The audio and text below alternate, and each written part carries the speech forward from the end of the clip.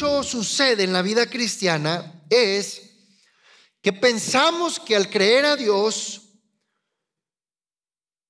hemos adoptado a Dios para traerlo a nuestra vida y que Él sea el que nos acompañe en nuestra forma de vivir, en nuestra forma de movernos y en quiénes somos nosotros.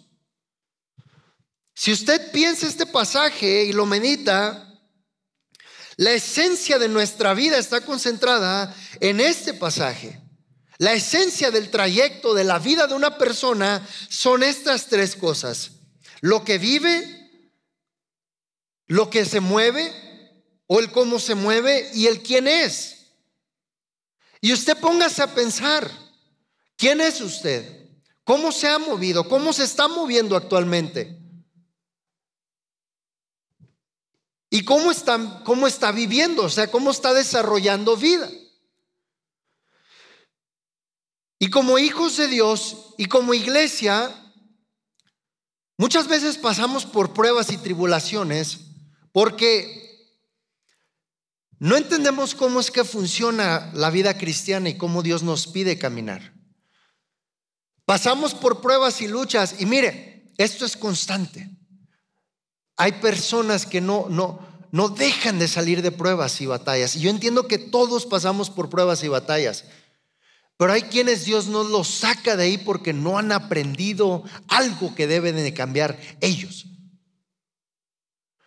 Siempre que he hablado con alguien y siempre que alguien ha querido hablar algo conmigo cuando está pasando una prueba, una de las cosas que yo siempre entiendo de la prueba, la batalla, es de que si Dios permite que yo pase por esa batalla, por esa prueba, es porque yo tengo que entender qué necesita ser cambiado en mí. Yo necesito preguntarle a Dios: Señor, ¿qué ha fallado de mí todavía para seguir pasando por esto? ¿Qué no ha cambiado? Porque ¿sabe qué hace uno? Uno pasa por una prueba, una lucha y luego lo que uno hace en respuesta es: Señor, ayúdame con esto. Señor, sácame de aquí. Señor, haz algo para salir de esto. Dame la victoria. Y es correcto pedir eso, pero nos olvidamos de que hay algo que se tiene que formar en nosotros. Nos enfocamos solo en el problema, nos enfocamos solo en la necesidad y nos olvidamos de que probablemente Dios te está mandando la prueba, te está mandando la lucha, la adversidad y la batalla, porque hay algo en ti que a través de esa prueba y esa batalla lo quiere cambiar. Pero nunca vemos hacia nosotros, siempre vemos hacia afuera. Si es una batalla financiera, ¿qué tengo que hacer para salir de este bache? ¿Dónde puedo encontrar un mejor trabajo? ¿Dónde puedo encontrar un mejor salario? ¿Dónde puedo hacer esto? Porque siempre miro lo que estoy atravesando, no miro cómo estoy yo, no miro qué está pasando conmigo, no miro cómo debo de moverme yo, no miro cómo debo de vivir en ese momento, cómo debo de ser en medio del problema. Y entiendo que muchas veces pasamos por pruebas y luchas porque nuestra fe debe de ser probada. Dice Santiago que debe de ser probada como el fuego, el oro en el fuego. Y esto siempre, yo lo he visto siempre como en la escuela. La razón por la cual aplican exámenes es para ver si pusimos atención en el momento de la clase. ¿Y sabe qué pasa? Que esta es la clase. Y cuando estamos en el trabajo, en la casa, en la familia, en el hogar, en medio de la prueba, nadie se acuerda de lo que se predicó. Nadie se acuerda de toda la palabra que se ha sido depositada y predicada en nosotros. Y lo único que hacemos es pedirle a Dios que nos saque de la batalla. Pedirnos a Dios que nos saque de la lucha, de la prueba. Pero muchas veces Dios no va a movernos, hermano. Escúcheme esto. Porque esto es algo que a veces nosotros creemos, que Dios tiene que venir y hacer todo lo que yo necesito, que Dios tiene que venir y sacarme del fuego, que Dios tiene que ser mi bombero para que yo salga de la prueba y la lucha. Y a veces lo va a hacer, pero entiende, hermano, hay veces que Dios lo va a dejar a usted en medio del fuego para que usted solito apague el fuego alrededor de su vida. Hay veces que Dios no lo va a hacer. Dios va a decir: ya te hablé tanta palabra, ahora tú apaga las obras y los dardos que el enemigo te está tirando. ¿Qué pasó? ¿Ya perdí a la mitad? Ahorita pierdo la otra.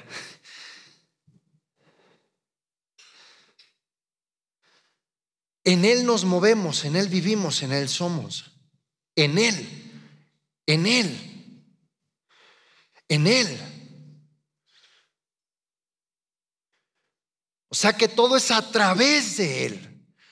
No es que meramente yo tomo mi curso de vida y le digo a Dios, ven y acompáñame a lo que hago, ven y bendice lo que hago. No, es que es a través de donde Él me lleve, donde Él camine y yo esté depositado en Él, porque le creo a Él, porque vivo su palabra, porque medito en ella, porque estoy pegado a Él. A través de Él vivo, a través de Él me muevo, a través de Él soy. Y a veces decimos, Señor, yo quiero que tú te muevas a través de mí, quiero que tú seas a través de mí. Y a veces sí lo va a hacer así, pero el detalle es de que lo enfocamos hacia otras cosas. Y entonces, a veces atravesamos por pruebas y batallas porque somos nosotros los que nos movemos y luego queremos pedirle a Dios que se mueva al lugar donde yo me moví. La iglesia tiene que entender que depende totalmente de la dirección y de la palabra de Dios a través del Espíritu Santo. Totalmente, totalmente, hermano. Recuerdo la frase de un predicador que plasmó en uno de sus libros, hablando de la iglesia primitiva, y este hombre decía: la iglesia primitiva, el 95% de sus movimientos, de sus actividades, de todo lo que hacía, dependían del Espíritu Santo. Si el Espíritu Santo no hacía nada, ellos no hacían nada. Si el Espíritu Santo no les pedía moverse, ellos no se movían. Todo dependía del Espíritu Santo. Pero decía, muchas iglesias en estos tiempos, el 95% de las actividades son sin el Espíritu Santo. De tal manera, decía el escritor y predicador, que si el Espíritu Santo hubiese sido quitado de esa iglesia, la iglesia no se hubiese dado cuenta que el Espíritu Santo ya no estaba con ellos. Porque la iglesia ha perdido la dependencia de que en Él se mueve, en Él es y en Él vive. ¿Por qué muchos cristianos batallan con su fe hoy? Porque no viven en Él, porque no son en Él, porque no se mueven en Él. Porque tomo decisiones y luego me equivoco y le pido, Dios, Señor, sáname de esto que me tropecé y la regué.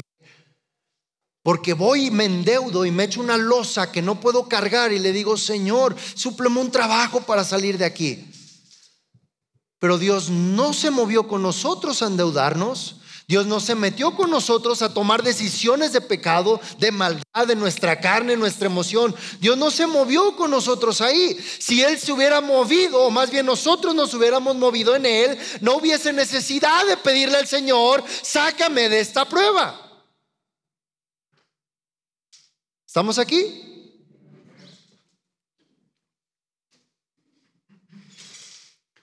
Porque si nuestros movimientos, porque si las cosas que hacemos vienen por Él, van a ser probadas, pero nunca van a ser derribadas. Escuche, toda cosa que venga de Dios y toda cosa que se haga por Dios, aunque sea probada y aunque sea atacada, tú te vas a dar cuenta que fue de Dios, porque la paz que vas a tener en medio del problema, en medio de la adversidad, va a venir de Dios, porque Dios te va a hacer saber que eso vino de Él, se sostiene por Él y se va a realizar por Él. ¿Y sabes qué nos agita y nos mueve? Las cosas que nosotros hicimos, las cosas que nosotros movimos, las cosas que nosotros actuamos. Y no sabemos cómo sostenerlas. Y no sabemos cómo hacerle para recuperarles estabilidad. Y no sabemos cómo otra vez hacerle para que salgan bien. La iglesia funciona a la perfección cuando se mueve en Él, cuando es en Él, cuando vive en Él. Ahí es donde la iglesia funciona a la perfección. Mateo 4:4 dice, escrito está, no solo de pan vivirá el hombre, sino de toda palabra que sale de la boca de Dios. Mire, la iglesia empieza a perder posición, autoridad, bendición, estabilidad, dominio. Todo lo que tiene Dios para su iglesia lo empieza a perder cuando comienza a vivir por la boca de alguien más que no es Dios. Escúcheme bien esto. No solo de pan vive el hombre, sino de toda palabra que sale de la boca de Dios. No va a haber vida en plenitud a menos que no se viva esa vida desde lo que sale de la boca de Dios. ¿Y sabe qué? El riesgo de nuestra fe, el riesgo de nuestras vidas cristianas es movernos, ser y vivir por lo que sale de la boca de alguien más que no es Dios. Empezamos a escuchar otras palabras y otras voces y otras personas y nos comenzamos a equivocar. Por supuesto nos vamos a equivocar, porque la iglesia y el Hijo de Dios no funciona por la palabra de nadie más que de Dios. Por la palabra de nadie, hermano. De nadie. Por eso lo que hablaba el pastor Héctor Sánchez el domingo es fundamental. Porque si la oración no nos trae la voz de Dios como contestación, esa oración quiere decir que algo le está pasando. Porque si en medio de mi tiempo de oración la voz de papá no la escuché, como hijo no sé qué va a pasar. Como hijo no estoy seguro a dónde caminar. Como hijo no estoy seguro de lo que Dios me prometió, si lo va a cumplir. Como hijo no sé cómo hablar. Por eso les leí Juan 14 del 10 al 12. Dice, ¿no crees que el Padre está en mí y yo en el Padre? Yo estoy en el Padre y el Padre en mí. O sea, yo vivo en el Padre, yo soy en el Padre, yo me muevo en el Padre. Todo lo que hago, dice Jesús, lo hago en el Padre. Como iglesia encontramos en Jesús el modelo de todo lo que debemos de hacer como vida. Todo. Debemos de funcionar como su iglesia, pero debemos de funcionar como Jesús. ¿Y sabe qué? Cuando funciono más como Héctor Daniel que como Jesús, algo va a empezar a tambalearse en mi vida. Algo va a empezar a salir mal dentro de mí o en lo que tengo. Porque estoy funcionando yo, Héctor Daniel, y le digo a Dios, ven y haz algo en lo que Héctor Daniel está haciendo funcionar. Pero Dios no quiere una iglesia que le diga ven y funciona en mi vida. Dios está buscando una iglesia que diga ayúdanos a vivir en ti, enséñanos a vivir como tú quieres que vivamos. Dios quiere una iglesia que se deje de dormir y que diga ¡hey! Aquí estamos.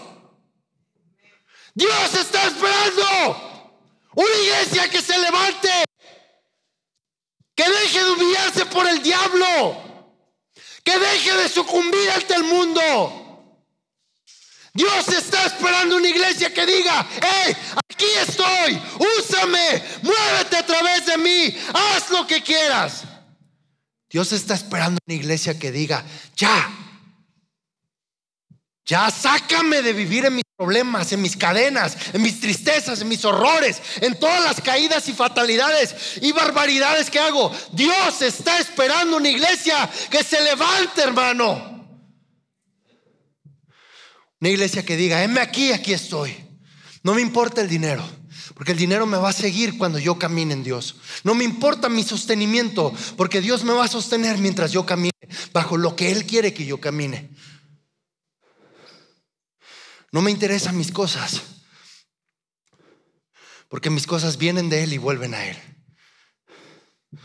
Dios está esperando una iglesia que entienda cómo funciona.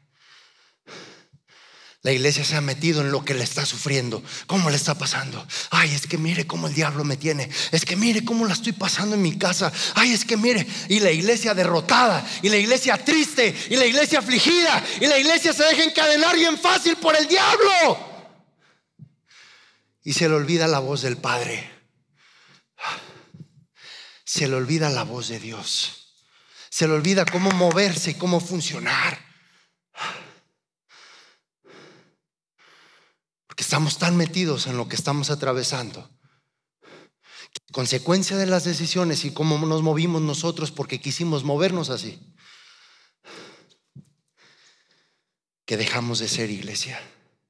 Una iglesia impactante, una iglesia relevante, una iglesia con la vida de Dios, una iglesia que carga el poder de Dios, una iglesia que hace sentir la presencia, una iglesia que despierta esperanza en medio del caos que está pasando.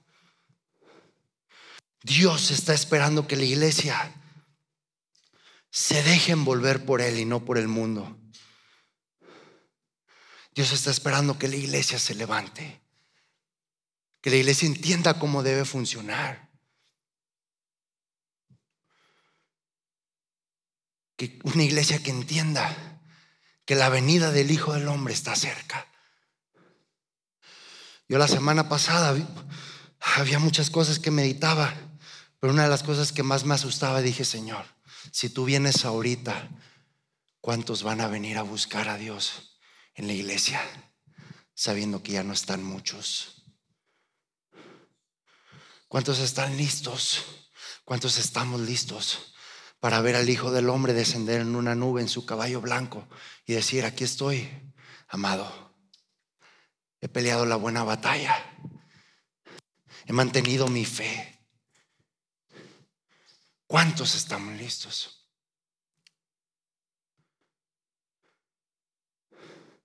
Nuestras mentes están metidas en nuestras ocupaciones, en nuestros trabajos. Y yo te entiendo, tienes necesidad, tienes pruebas, tienes batallas.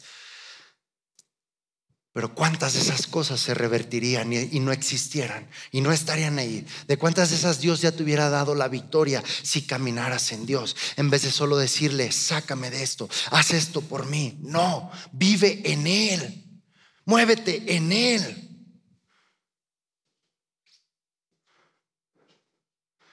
La iglesia se le ha olvidado cómo funcionamos. Jesús dijo: las palabras que yo hablo, no las hablo por mi propia cuenta. No hablo porque quiero, no hablo de parte de Dios porque se me antojó, no hablo lo que se me ocurrió. Hablo porque Él está en mí. Y porque Él está en mí, yo hablo lo que Él me dice que hable. Y cuando yo hablo lo que Él me dice que hable, yo le abro la puerta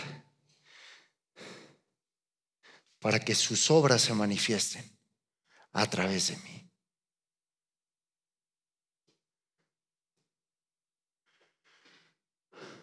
Sabía que todas las sanidades y todo lo que Jesús hizo no lo hizo Él, lo hizo el Padre a través de Él.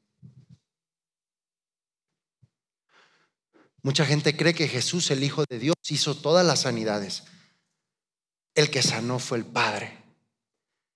Dijo: las obras que yo hago, las hago porque primero vi al Padre hacerlas y luego yo las ejecuté. El Padre en mí, el Padre en mí. ¿Sabe que la iglesia debe de reflejar siempre al Padre? ¿Qué cosas hago yo que vi hacer a mi Padre para después hacerlas?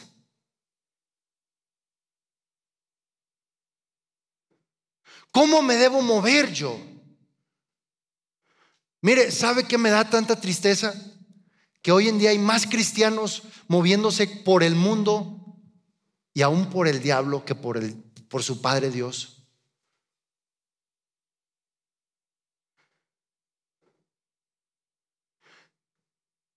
Por eso en estos tiempos la fe va a ser probada.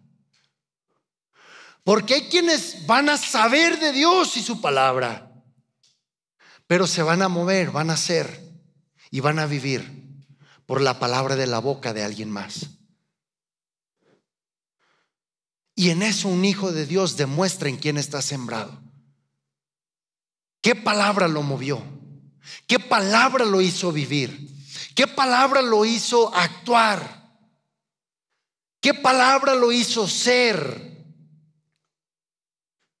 ¿De la boca de quién estamos escuchando para que entonces vivamos, somos y movemos? Esta es la esencia de la iglesia. ¿A dónde se está moviendo la iglesia? ¿A más pruebas? ¿A más luchas? ¿A más necesidad? La iglesia verdadera no se está moviendo ahí, hermano. Quiero que entienda esto, en el nombre de Jesús se lo digo, y en el amor del Señor. Si le amo, le tengo que predicar la verdad. Estos son tiempos donde la gente cada vez va a retroceder más. La gente se va a echar para atrás cada vez más. La gente va a flaquear cada vez más. La gente, cada vez más gente se va a hacer un lado y va a dejar de creerle a Dios. Y usted debe de tener algo que lo sostenga. Usted debe de tener algo que lo mantenga a hacer una decisión firme para que no se mueva por la boca de cualquier otro. Hermano, hoy en día cristianos se están moviendo más por la boca de otros pseudo cristianos que por la boca de Dios.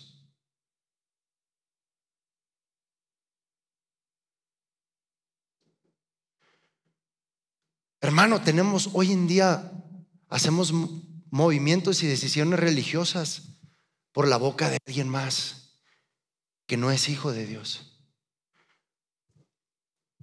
Mire, voy a cerrar con esto, porque va a jugar México, no se crea. Mire, he estado meditando desde el día domingo la historia de Gedeón. No se la voy a leer toda, ya después la vamos a ver a profundidad, pero hay algo que me inquieta y algo que me mueve de la historia de Gedeón. En Jueces capítulo 6 en adelante, Gedeón, y yo quiero que usted vea a Gedeón y al pueblo como si fuese la iglesia de Jesucristo, porque estaban bajo el control de Madián y los madianitas.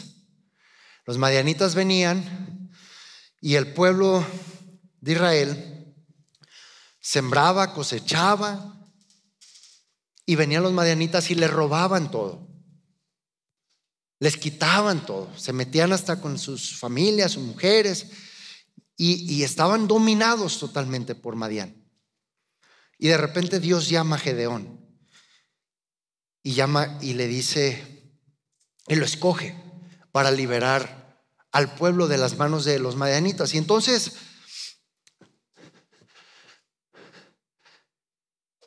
Gedeón escoge, solo voy a ir ahí para ver la cantidad exacta, pero Dios empieza a tener un trato con Gedeón.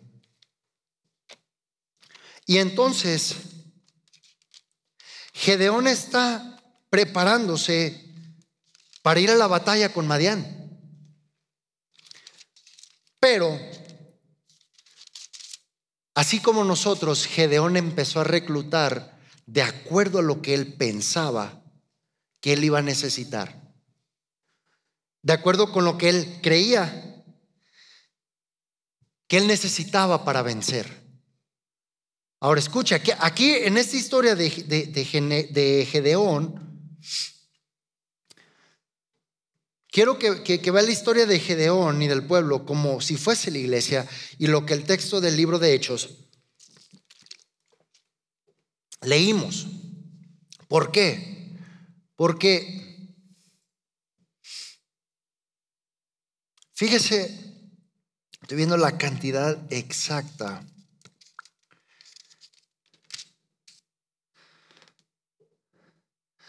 En el capítulo 6.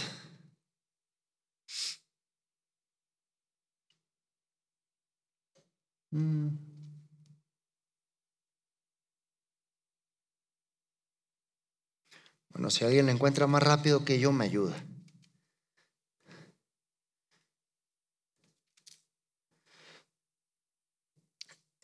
Bueno, el punto es de que en el capítulo 7, Dios habla con Gedeón. En el versículo 2, y le dice: el pueblo que está contigo es mucho para que yo entregue a los madianitas en su mano. No sea que se alabe Israel contra mí diciendo: mi mano me ha salvado. Ahora pues, haz pregonar en oídos del pueblo diciendo: quien tema y se estremezca, madrugue y devuélvase desde el monte de Galaad. Y se devolvieron de los del pueblo 22,000 y quedaron 10,000. Quiere decir que había 32,000 hombres para la batalla. Ahora escúcheme bien, que no se le olvide esto: en Él vivimos, en Él nos movemos, en Él somos. Dios está a punto de hacer algo por el pueblo de Israel. Escoge a Gedeón. Gedeón convoca a todos los guerreros en todas las familias. Se levantan 32,000. Ahora imagínese a Gedeón, porque Gedeón ya había recibido una respuesta de parte de Dios. Se lee de tarea en su casa el capítulo 6 y luego el capítulo 7. Pero Gedeón ya había recibido una respuesta de parte de Dios. Es decir, se le reveló para confirmarle que era él. Entonces, número uno, Gedeón ya sabía que era Dios. Pero luego va con la promesa de Dios y levanta 32,000. Imagínese a Gedeón cómo se sentía. Diciendo, primeramente, ya Dios me dijo que él era. ¿Se acuerdan que levantó estas, ¿cómo se llama? Ay, Dios mío, se me fue. Creo que eran las ramas en el rocío. ¿Se acuerdan? Las espigas creo que eran. Bueno, el punto es de que se lo lee de tarea. Dios se le revela a él y le demuestra, le pide la confirmación. Entonces Gedeón dice: no, este es Dios. Definitivamente Dios me ha hablado. Entonces, punto número uno, Dios habló. Eso es suficiente. Punto número dos, Gedeón va y convoca conforme a Dios dijo, y se levantan 32,000. Ahora, imagínese usted que Dios le da la promesa de una victoria y usted tiene de su lado 32,000 gentes. Usted va a decir: no, ya le hicimos. Ya le hicimos. O sea, Dios está conmigo, Dios me habló, más aparte 32,000 vienen conmigo. Pero Dios empieza a obrar en el corazón de Gedeón. Y lo primero que le dice: son muchos. Es mucho lo que traes. Ya te di una promesa, pero es mucho lo que traes. No puedo hacer lo que voy a hacer porque es mucho. Se levanta Gedeón, dice: el que tenga miedo, regrésese.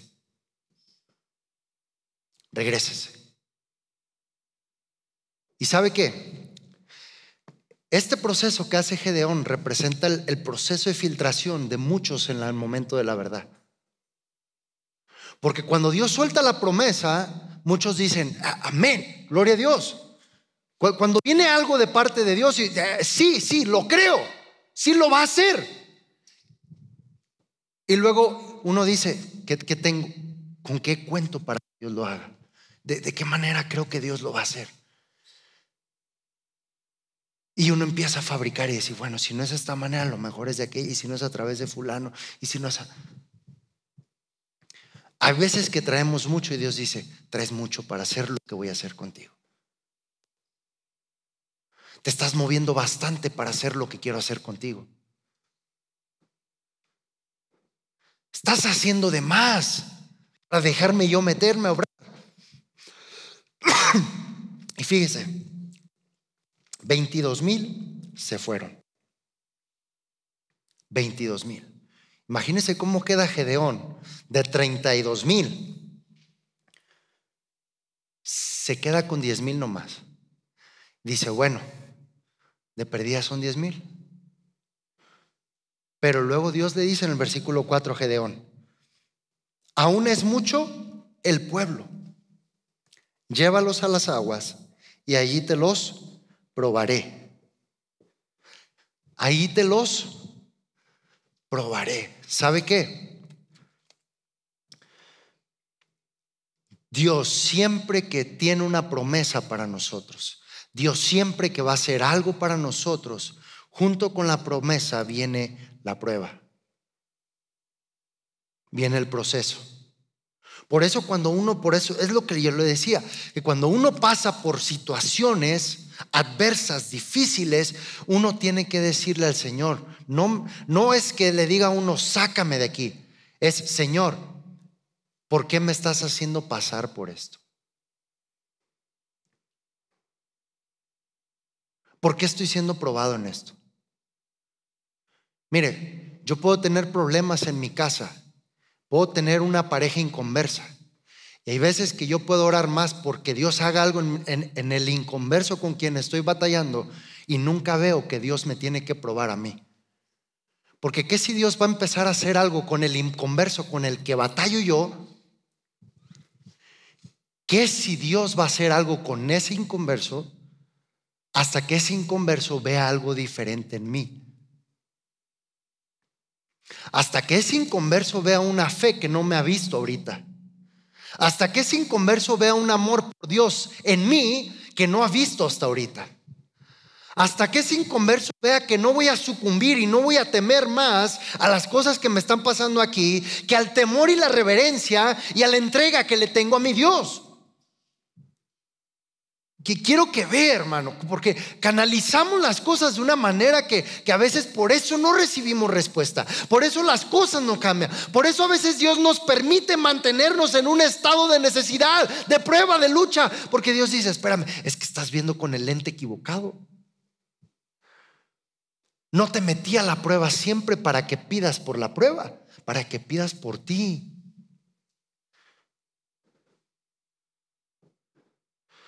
La iglesia fue perseguida. La iglesia no oró por los que los perseguían. La iglesia oró por ellos. Oró por los suyos. Arrestaron a Pedro y estuvieron orando y clamando por la libertad de Pedro. Apedrearon a Esteban y la iglesia seguía orando y predicando. Porque la iglesia debe entender que en Él se mueve. En Él es, en Él vive, en Él. ¿Cómo funciona si no es a través de Él? Hermano, haga funcionar un vehículo, un automóvil con agua. Por favor, haga funcionar un vehículo con agua. ¿Usted va a poder?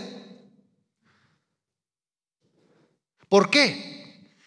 Porque el automóvil está fabricado para que funcione a través de gasolina. Si no es que tienes un Tesla último modelo que funciona a través de electricidad. Y te doy ese ejemplo, ¿por qué? Porque el Hijo de Dios está fabricado, originado, creado desde el corazón de Dios para funcionar solo por Él, a través de Él y para Él.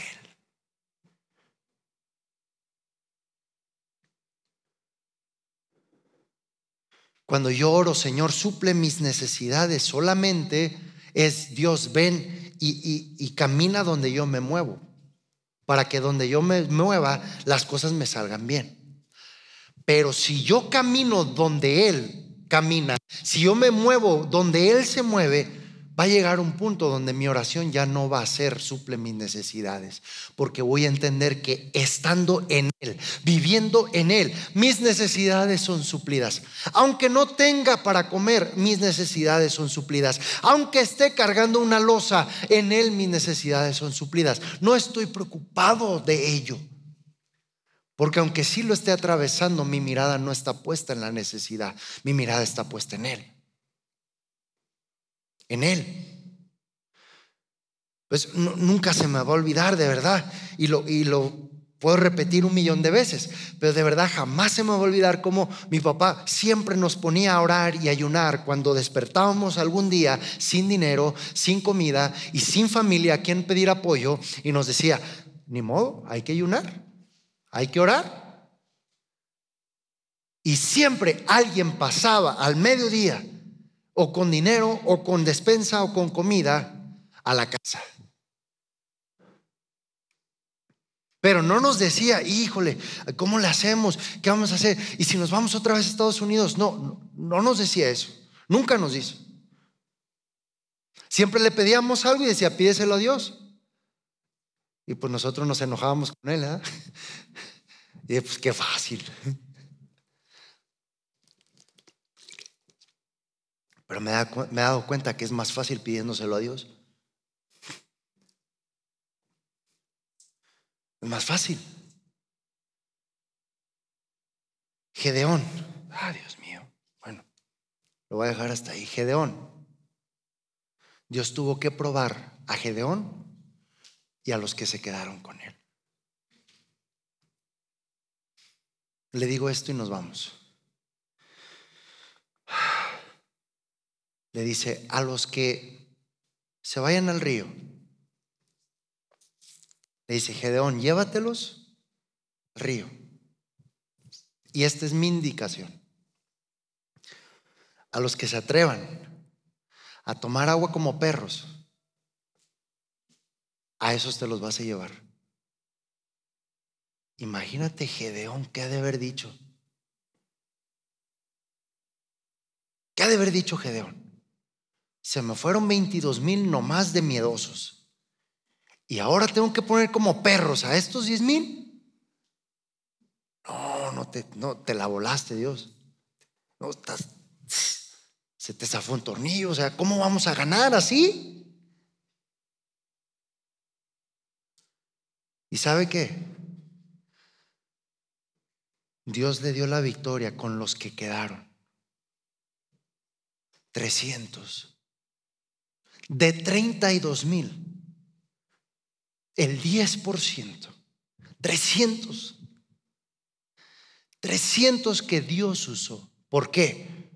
Porque no era por la estrategia de Gedeón que iban a ganar, no era por la cantidad de soldados que iban a llevar, ni por la cantidad de armamento. Porque cuando tú dices: híjole, vamos caminando 300 en lugar de 32,000, pues ya cargas muchísimas menos lanzas, flechas, arcos y lo que quieras.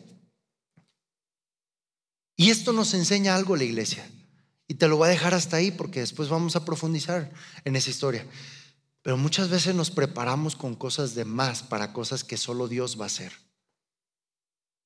Si la iglesia solo funciona por la palabra que sale de su boca, yo no necesito llenarme de cosas que no vienen de su boca, porque no ocupo las cosas de las cuales yo me pueda llenar para lograr lo que Dios dijo que iba a hacer. Yo ocupo asegurarme de agarrarme y de creerle a lo que salió de su boca. Yo ocupo entender que si me agarro de la palabra que viene de Él, como hijo de Dios, como su iglesia, estoy diseñado a funcionar por la palabra que sale de su boca. No necesito cargarme tantas cosas. No necesito.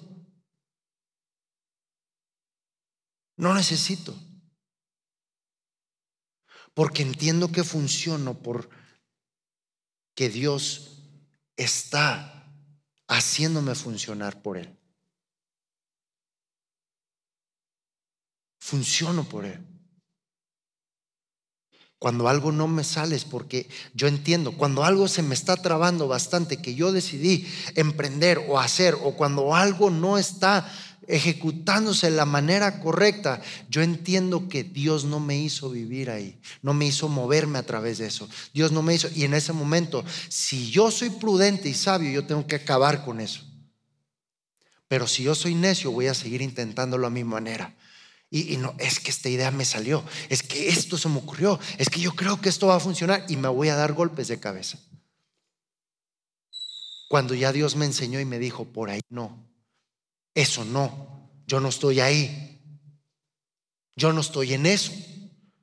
Vas a golpearte otra vez, vas a caer otra vez, vas a fallar otra vez, vas a perder fuerzas otra vez. La iglesia perdería menos fuerzas, menos fe, menos paz si entendiera y aprendiera a discernir cuándo debe de parar en algo que Dios ya no está. Que Dios ya le mostró y le está diciendo que no avance más en eso. Y que debe de ejecutar y avanzar en otras cosas que Dios sí está diciendo que avance. Es lo que la iglesia debe ser.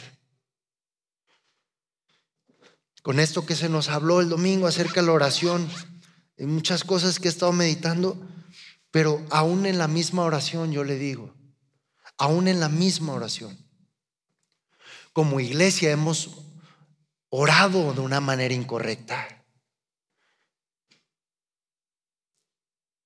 Y necesitamos aprender a hacerlo de la manera correcta para que la oración tenga un efecto, para que cosas pasen a través de la oración. Hermano, ¿sabe qué?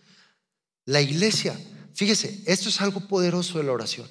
Todo lo que debe de ocurrir a través de la iglesia, con la pura oración deben de suceder. Con la pura oración. No se ocupa nada más. Con la pura oración. Jesús se iba en las horas de la madrugada, todavía de oscuro, todavía de noche. Él oraba y estaba con el Padre, y él sabía que al bajar del monte, todas las sanidades que el Padre le había dicho iban a ocurrir, todas las liberaciones que el Padre le había enseñado iban a ocurrir, todo lo que se iba a suplir iba a ser. ¿Por qué? Porque ya había sido hecho en la oración. La iglesia por eso debe de aprender cómo hacerlo, cómo la iglesia se debe de mover, cómo ser, cómo actuar, cómo caminar. Hermanos, si usted supiera de verdad el poder que hay en nosotros cuando nos movemos de la manera correcta. Por eso su palabra nos dice que busquemos las cosas de arriba y no las de la tierra, porque el poder que sale de la iglesia, de un hijo de Dios, cuando está viendo las cosas de arriba, es tan fuerte que las cosas de abajo ya pierden valor, pierden sentido. Ya no nos regimos por ellas. Ya no nos movemos por ello. No nos movemos. Seamos, hermano,